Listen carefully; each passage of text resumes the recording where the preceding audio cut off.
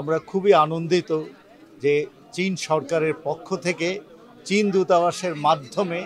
ঠিক ঈদের পূর্ব মুহূর্তে এই রোহিঙ্গাদেরকে কিছু উপহার বিতরণ করা হচ্ছে এবং এগুলো অত্যন্ত মূল্যবান, যা ঈদে কাজে লাগবে। যেমন চিনি দেওয়া হচ্ছে, তেল দেওয়া হচ্ছে, তারপরে সেমাই দেওয়া হচ্ছে, দুধ দেওয়া হচ্ছে, চকলেট, বাচ্চাদের চকলেট, বিস্কিট দেওয়া হচ্ছে। আসলে সত্যি বলতে কি চীন দূতাবাস এবং চীন যে এগিয়ে আসছে এই সহযোগিতায় আমরা আসলে খুবই আনন্দিত, কারণ চীন আমাদের একনিষ্ঠ বন্ধু বরাবরই ছিল এবং আমরা আশা করব যে এই রোহিঙ্গারা যাতে ফেরত যেতে পারে, চীন সরকার যেন এগিয়ে আসে, আমাদেরকে এই ব্যাপারেও যেন সাহায্য সহযোগিতা করে।